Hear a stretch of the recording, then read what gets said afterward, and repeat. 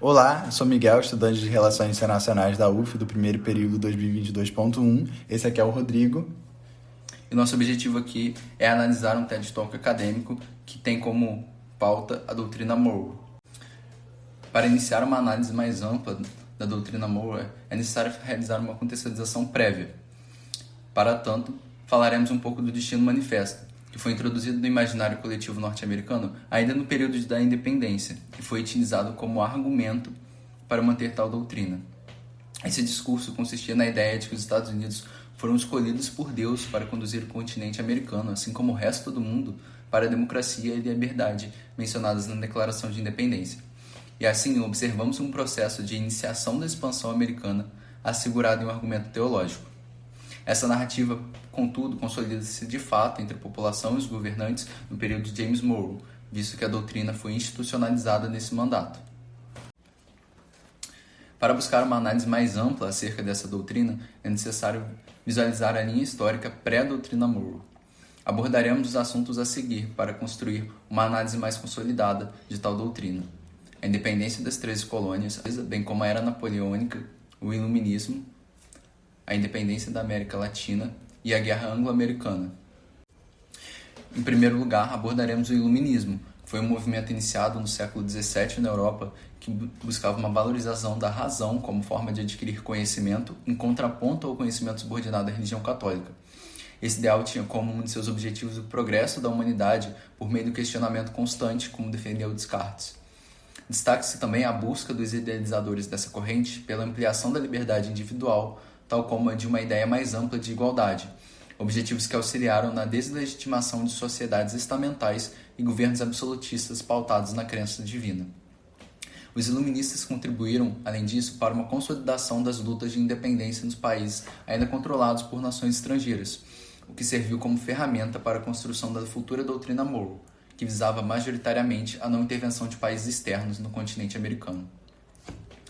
Após o iluminismo, é importante ressaltar a importância da independência das 13 colônias, que iniciou-se em 1776. Após décadas de uma relação relativamente estável entre as 13 colônias e a Inglaterra, percebe-se o avanço de uma postura agressiva por parte da metrópole a romper com a negligência salutar até então imposta à colônia. Tal conduta decorre de uma busca inglesa de arrecadar mais impostos a fim de sanar os gastos decorrentes de conflitos dos quais a metrópole estava envolvida, como a Guerra de Secessão Espanhola e a Guerra dos 7 Anos. Torna-se necessário relembrar também a indignação dos colonos que apelidaram as leis impostas pela metrópole como leis intoleráveis. Além disso, o estopim para a revolta dos colonos foi quando os ingleses decretaram a Lei do Chá, restringindo as importações da colônia ao chá vendido pela Companhia das Índias Orientais, que posteriormente resultou na Boston Tea Party. No que tange à Era Napoleônica, período que compreende de 1799 até 1815, é importante salientar que iniciou-se com o golpe do 18 Brumário, o qual Napoleão Bonaparte assumiu como cônsul no período e ficou conhecido como consulado, juntamente com mais 2 cônsules. Entretanto, já nesse cenário visualizava-se uma centralização dos poderes nas mãos de Napoleão por conta do respaldo dado pela Constituição X. No âmbito doméstico, o objetivo era estabilizar o funcionamento da unidade territorial francesa e, como uma das medidas criadas para tanto, destaca-se o Código Civil Napoleônico, documento que permitia o restabelecimento da escravidão nas colônias, que claramente preocupava os Estados Unidos no que tange sua busca pela hegemonia na América. Temos nesse período, então, uma consolidação do poder emanado das instituições burguesas na França. Além disso, é necessário abordar a esfera externa, em que notamos que o Império Napoleônico realizou uma intensa expansão pelo continente europeu, e além disso, este buscava a retomada das colônias na América, sobretudo as da Espanha, na época inserida no Império. O líder francês possuía como principal rival a Inglaterra, e por vezes tentou desestimular o comércio inglês com o restante da Europa. No episódio ficou conhecido como bloqueio continental. E por fim, com a derrota definitiva de Napoleão na Batalha de Waterloo e seu exílio na ilha de Santa Helena, percebe-se uma tentativa de restabelecimento dos padrões do antigo regime na Europa, em suas ex-colônias por meio do Congresso de Viena e da Santa Aliança, medidas que divergiam da política regional almejada pelos Estados Unidos para o continente, que levou à criação da doutrina Monroe. Também é importante falar sobre a independência da América Latina, que inicia por seu processo no ano de 1808, após a invasão de Napoleão na Espanha e o decreto de José I, irmão de Napoleão, para se tornar o rei da Espanha. Na época, as colônias da América Latina eram lideradas pelos chapetones, que eram pessoas nascidas na Espanha e assim acabavam ganhando posições de privilégio na América Latina. Eles representavam os interesses da coroa espanhola. Porém, com a invasão de Napoleão à Espanha, houve uma confusão e não havia mais uma coroa espanhola para representar.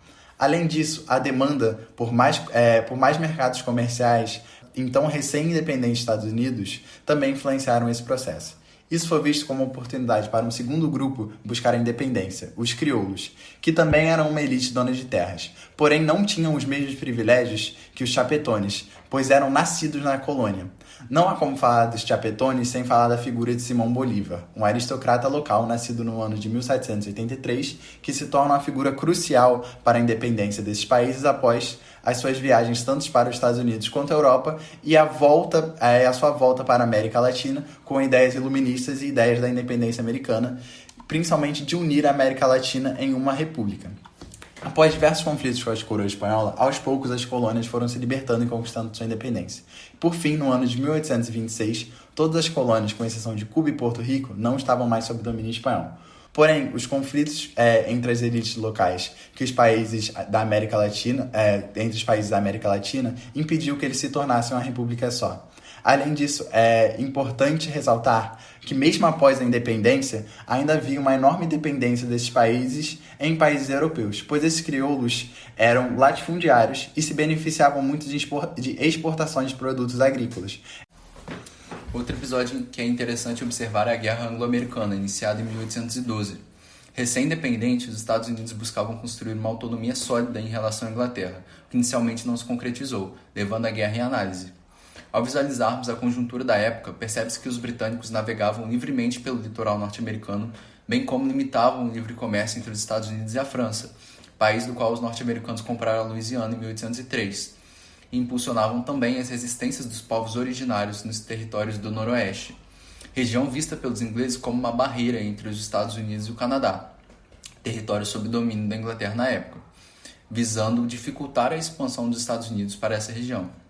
Tendo isso em vista, o presidente James Madison declara guerra à Grã-Bretanha, visando uma vitória rápida por conta do envolvimento inglês nas guerras napoleônicas.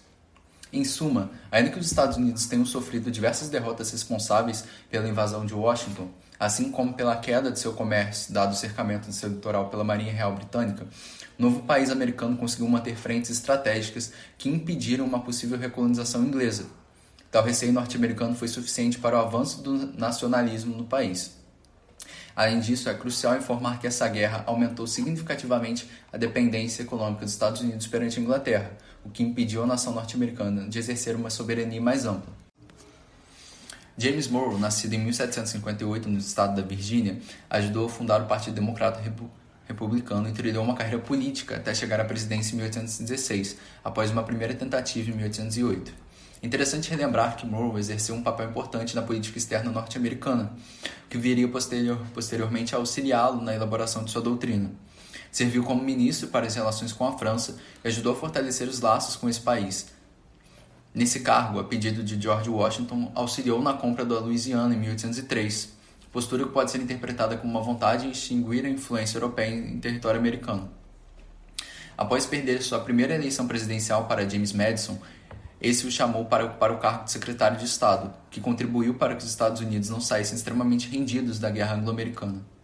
Em seu segundo mandato, iniciou a idealização da doutrina Monroe.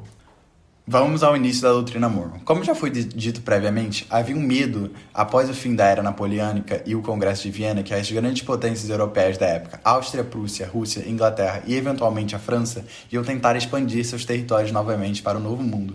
Isso seria péssimo para os Estados Unidos, porque após a independência dos países da América Latina, eles se tornaram grandes parceiros comerciais com os americanos. Isso seria péssimo para a economia americana.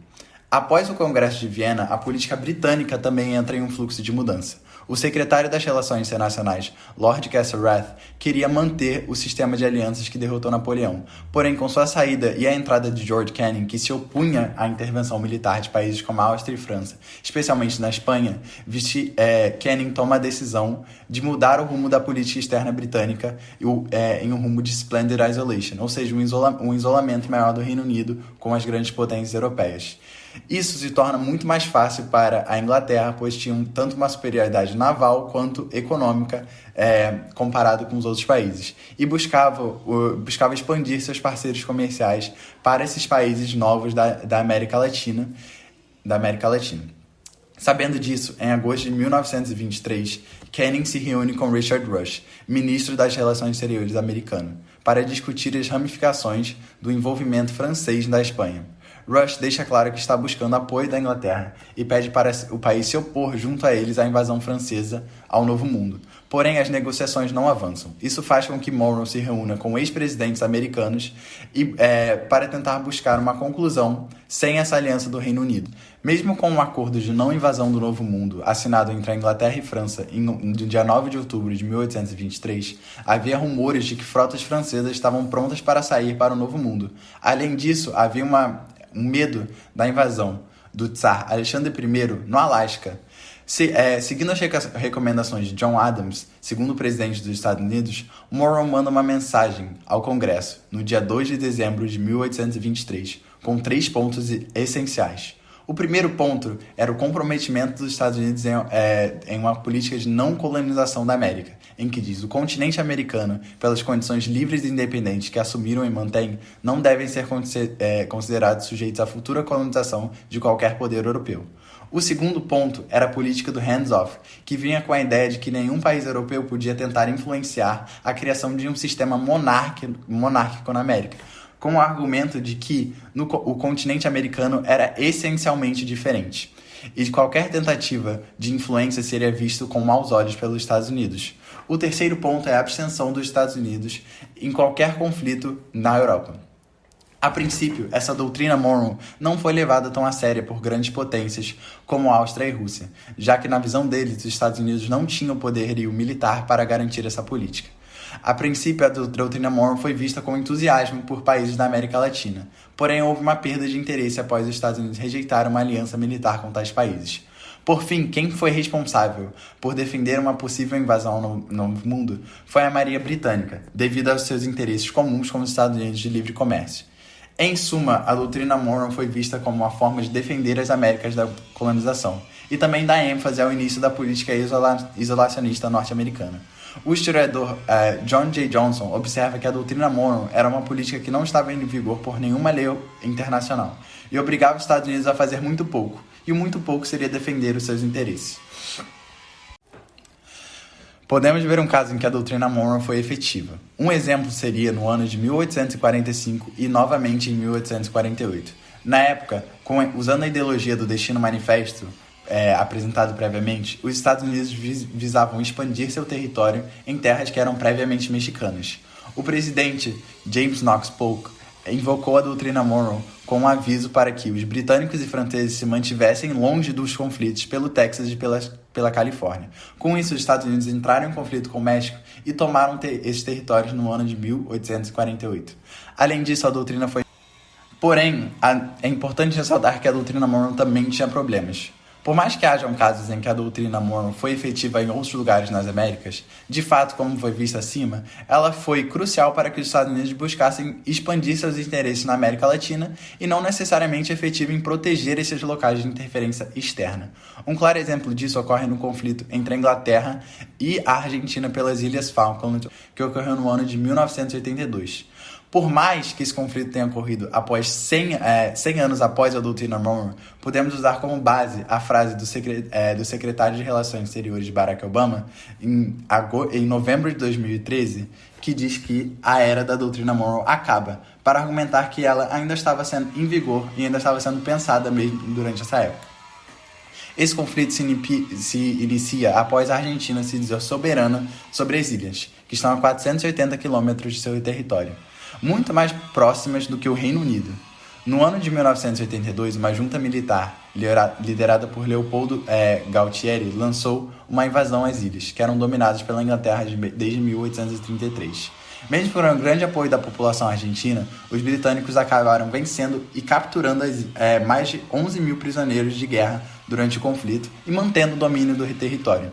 Vale ressaltar a ajuda dos Estados Unidos na época, usando satélite, que estava sendo utilizado para espiar a União Soviética e que foi mandado para auxiliar os britânicos no conflito. Esse caso dá complementação ao argumento de que a doutrina Monroe não foi positiva para os países da América Latina, já que há diversos casos, como por exemplo, quando o Peru e Chile foram ameaçados pela Espanha em 1865, e só houve um protesto por nota, ou a interferência da França no México em 1826. Então pode-se argumentar que a doutrina Monroe não foi efetiva em proteger esses países latino-americanos. Após analisarmos a doutrina Monroe em si, também é importante observarmos as consequências dela para os Estados Unidos. Como já mencionado anteriormente, essa visava fortalecer a política externa norte-americana e garantir a hegemonia desses nas Américas. A aprovação dessa corrente de ideais ocorreu em consonância com o pedido do então presidente James Monroe a seu secretário de Estado, John Adams, para reconhecer as independências das nações que surgiam na América Latina. E assim, dentre as significativas mudanças percebidas após o lançamento dessa doutrina, podemos citar as seguintes. Observou-se um aumento populacional e territorial dos Estados Unidos, que no início dos anos 1800 possuía 16 estados e apenas 5 milhões de habitantes, e já em meados do século XIX possuíam mais de 23 milhões de habitantes e 32 estados. Esse crescimento foi possível graças à ausência de intervenções europeias no cenário norte-americano, resultado da conduta de Monroe, assim como pelo respaldo do Destino Manifesto que justificava essa expansão para o oeste. Também podemos observar a possibilidade de interferir e influenciar mais fortemente nos episódios que ocorriam nos países vizinhos. Como exemplo, cita-se a intervenção europeia no México, em 1861, que consagrou Maximiliano ao trono mexicano, porém com o não reconhecimento dos Estados Unidos, que posteriormente enviaram armas para a oposição. E no que tange ao século XX, percebe-se que essa doutrina também vai servir como embasamento para o Colorado Roosevelt, lançado em 1904 por Theodore Roosevelt, que criou tal mecanismo com o propósito de intervir militarmente nas nações latino-americanas que estivessem em crise ou com dívida externa e, por isso, precisassem recorrer aos credores europeus, o que violaria a doutrina Monroe. Também nota-se que essa doutrina foi utilizada na política de boa vizinhança em 1933, proposta por Franklin Roosevelt, que buscava aumentar a hegemonia norte-americana no continente por vias pacíficas, com destaque para a diplomacia e a cultura. Essa conduta deixa de ser praticada efetivamente após o fim da Segunda Guerra. Por fim, os Estados Unidos também utilizaram a doutrina Monroe na Guerra Fria. Haja vista que a narrativa de proteger o continente americano de intervenções externas garantiu aos Estados Unidos a possibilidade de manipularem diretamente a política doméstica de seus vizinhos, além de apoiar e auxiliar na instauração de ditaduras militares, para impedir a ascensão do comunismo em suas áreas de influência. E como exemplo, cita-se o Plano Brothers-Sam, de 1964.